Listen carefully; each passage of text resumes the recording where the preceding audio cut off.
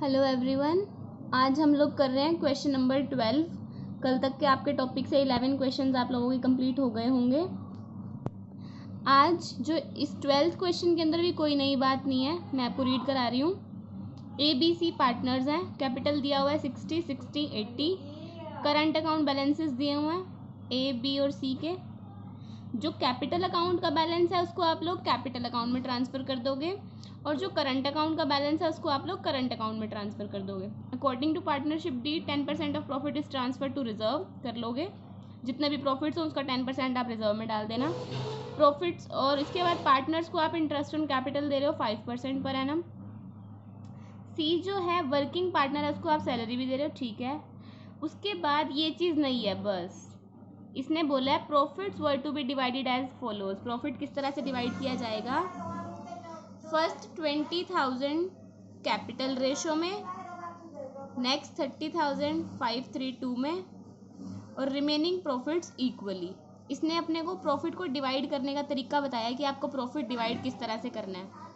आपको आपने अपना प्रॉफिट उतार लिया, आपको 1,80,000 का प्रॉफिट दिया हुआ था, रिजर्व में डाल दिया, इंटरेस्ट ऑन कैपिटल आपने कैलकुलेट कर लिया, सैलरी दे दी। यहाँ तक का काम आपका पुराना था जो आप हर क्वेश्चन में करते आ रहे हो, इसमें आप एक्सपर्ट हो चुके हो, इसके यहाँ तक आपको कोई दिक्कत नहीं आएगी। अब बात सिर्फ यही प्रॉफिट कैसे डिवाइड करना है। वो प्रॉफिट डिवाइड करने के लिए जो इसने हमें क्राइटेरिया दिया था हम बस उसको फॉलो करते जाएंगे। मैंने यहाँ पे सॉल्व किया इसको। इसने बोला था फर्स्ट 20,000 को आपको कैपिटल रेशो में बांटना है। पहली बात तो प्रॉफिट आया कितना है, 1,40,000 रुपये आपका प्रॉफिट निकल के आया P&L अप्रोप्रिएशन से। तो उसके पहले 20,000 आप कैपिटल रेशो में बांट दो। कैपिटल रेशो आ रही है 668। तो मैंने इस 20,000 को 668 में बांटा तो 6,000, 6,000 और 8,000 आया। कैसे बांटा? 20,000 इंटू 6/20, क्योंकि 6, 6, 12, 12 और 8, 20, इन सब का टोटल से डिवाइड करना होता है। 1 0 से ये 1 0 काट दी, 2 से ये 2 काटा, 1,000 आया, 6 इंटू 1000 6,000। ऐसे ही सेम इसका, ऐसे ही सेम इसका, ठीक है। नेक्स्ट लाइन में इसने कहा था नेक्स्ट 30 इन द रेशो 532। अगले 30,000 को 532 में बांटना है। तो अगले 30,000 को 532 में कैसे बांटेंगे? 30,000 इंटू 5/5, 3, 8 और तो 10। तो 1 0 से 1 0 कट गया, 5 3 15, 15,000 ही आ गया। ऐसे ही ये सेम। और इसने कहा था रिमेनिंग प्रॉफिट को इक्वली शेयर करना है। अब रिमेनिंग यानी कि बच कितने गए? 1,40,000 टोटल प्रॉफिट था, 20,000 आप बांट चुके हो, 30 आप बांट चुके हो, यानी कि 50,000 तो आप बांट ही चुके हो, बचे कितने? 90। 1,40,000 में से ये 50 घटा दिए, 90,000 रुपये बचे। उसको इसने कहा था इक्वली बांटना है। इक्वली मीन्स 1:1:1 में बांटना है। 30 30 30 टोटल कर दिया। 51,000 ए का प्रॉफिट आया, बी का प्रॉफिट आया 45, सी का प्रॉफिट आया 44। इस तरह से हमने सारे प्रॉफिट्स को डिस्ट्रीब्यूट कर लिया। यही एक नई बात थी इस क्वेश्चन के अंदर। तो ये क्वेश्चन यहाँ पे हमारा कंप्लीट हुआ। इसके बाद नेक्स्ट क्वेश्चन है जो 13, उसके अंदर कोई भी नई बात नहीं है। 13 क्वेश्चन आप खुद से कर पाएंगे, ठीक है। 14th क्वेश्चन के अंदर 14th के अंदर भी कोई नई बात नहीं है। इसके अंदर बस P&L अप्रोप्रिएशन इन्होंने बनाया नहीं हुआ, डायरेक्ट P&L अप्रोप्रिएशन की एंट्री डाल रखी है कैपिटल अकाउंट में। आप चाहें तो बना भी सकते हैं। इसमें बस ए का लोन अकाउंट बनाने को कहा गया था। तो जैसे आप 11th क्लास में लेजर अकाउंट्स बनाते होते थे ना, बिल्कुल सेम ए का लोन अकाउंट आपको वैसे बनाना है बस। इसके बाद 15th क्वेश्चन जो है, 15th क्वेश्चन के अंदर हाँ एक छोटी सी नई बात ये है, इसमें इंटरेस्ट ऑन लोन का एक पॉइंट डाल दिया गया है।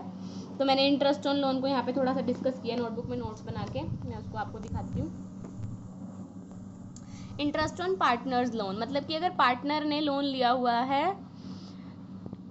तो उसके ऊपर जो इंटरेस्ट ऑन फर्म ने अगर पार्टनर से लोन लिया हुआ है तो एक तो ये चार्ज है। चार्ज अगेंस्ट प्रॉफिट का मतलब है आपको ये देना ही देना पड़ेगा इंटरेस्ट, चाहे आप लॉस ही क्यों ना हो।